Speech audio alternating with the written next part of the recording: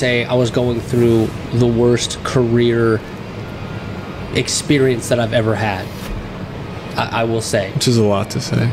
Yeah, and I've been age, yeah, that is true. But it was very, very difficult for me here, and I hit an all-time low psychologically. Started questioning my self-worth, started questioning my purpose. You know, I felt like I was on this righteous path to be a part of the Air Force for 30 years and do all this change like the leaders that we got to meet. I thought that was going to be us. And so when that started to slip, you know, from my fingers, it was very, I was basically like, it was like losing a friend. You know what I mean? Like when that goal, when that dream escapes and you have to face the fact that that plan is not happening anymore, you kind of like have remorse for it. You know what I mean? You kind of mourn for, and so for a time I was very, very low because I'm not that guy anymore. You know what I mean? That's not me here.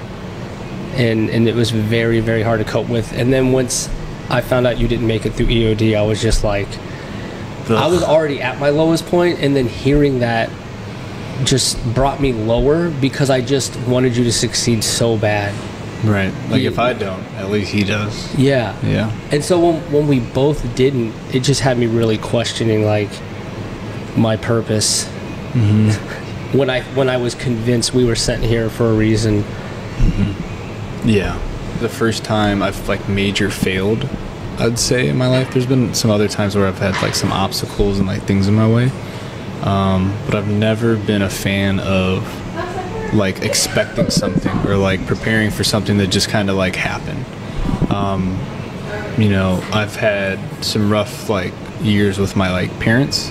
So like my dad was never in my life and like came in and out like randomly, and like that kind of taught me at a very like, early age to just not expect, because I just expected like when they said something or they said they were going to do something, like my dad would just show up and do this, that, and the other, and then like just poof and be gone. You know what I mean?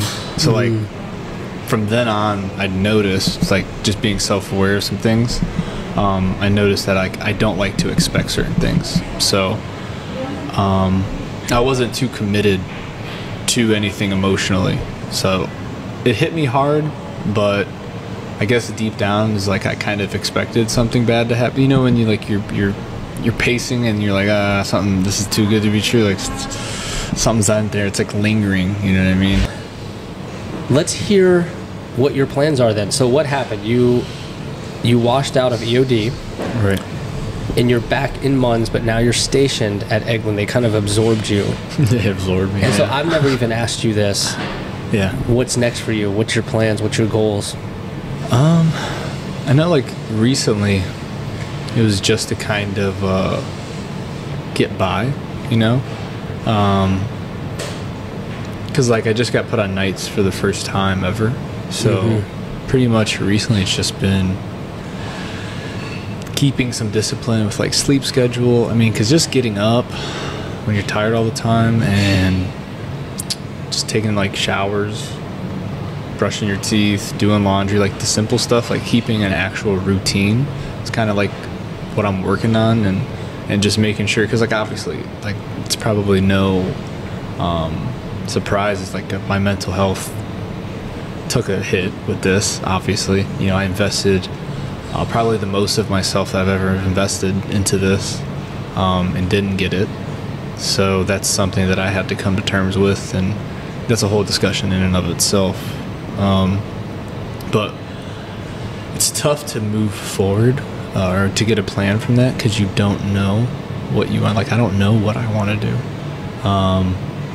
You know, a lot of decisions have to be made, and I'm the type of person that has to commit to something, like spirit, mind, and body, to something, if I'm gonna like actually follow through with whatever. So right now I'm just kind of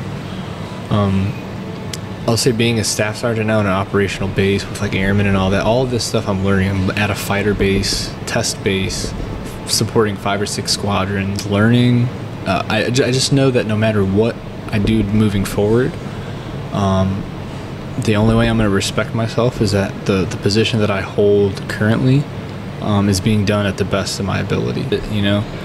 just be careful that you're investing too much of your self-identity and self-worth in degradable aspects in life, like position, money, cars.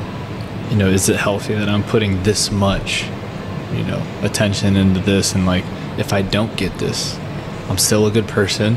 I can still help the person to my left and to my right, and it doesn't take anything away. If you get to where you want to go or you don't, like, everything you've done before is still done and accomplished. Absolutely. So don't take that away from yourself. It's funny I say that because I did, but yeah. Well, we all do, and that's why you have that perspective, because you had to have all your eggs in one basket, and then that plan fall through you're kind of in too deep. Yeah. And you know it. Yeah. And when it doesn't work out, it burns. It does hurt bad, and you will be unsure of who you are at that point. Yeah.